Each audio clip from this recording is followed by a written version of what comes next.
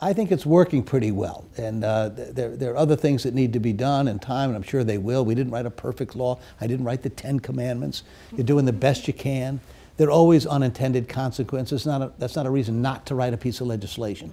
And I don't know of anyone that thinks we'd be far better off if we went back to the world that existed in the fall of 2008.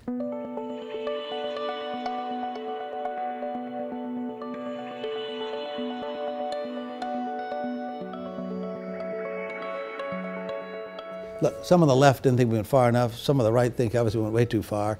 And they say, when I hear those two comments, I think we'll probably, we got it about right. And a lot of people complain about this, couldn't organize a two-car funeral. I had to get 60 votes for this. And saying, why didn't you get more done?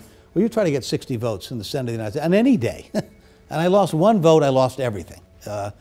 Were there things that I would have, I wasn't crazy about some provisions that got added, but I wasn't writing every detail. I had colleagues that wanted things in, others who didn't want things in. Others people told, if you do this, I'm off the bill. And so when people tell me today, you should have done this more, done that more, try it sometime.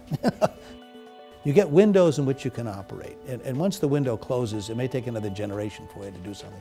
People have been talking about reform of the financial services sector for decades.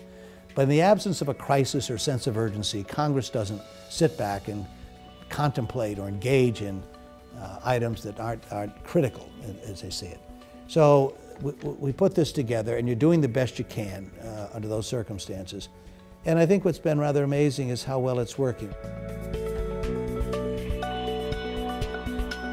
The healthcare thing turned out to be, a mess in many ways. And a lot of the criticism was because of how it was handled. Whereas the financial reform bill, we had 60 amendments debated on the floor of the Senate. Only one had a supermajority vote. All were 50 votes. So I allowed everyone to talk as long as they wanted, as long as it wasn't dilatory. I involved the members of the committee, Republicans and Democrats. So we had Mark Warner and Bob Corker did Too Big to Fail. Not everyone came to a final conclusion, but they really helped write this legislation. One of the ironies is the bill is totally bipartisan in so many ways. The final vote wasn't, but the actual construct of it is. And the irony of ironies, in a sense, their fingerprints are all over it. And I wanted it that way. That didn't happen with health care very much. No one's talking about repealing Dodd-Frank. They talk about repealing the health care law. People talk about changes to Dodd-Frank, and I understand that. But I think we're beyond. No one really wants to recommend we go back to September 2008.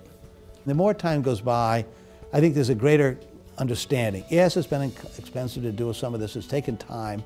But I think we're better off doing it, taking our time to get it right, listen through it, and there'll be changes, as there should be. There's nothing wrong with that. That's healthy, in a sense. But overall, I think this is going to stand well in the test of time.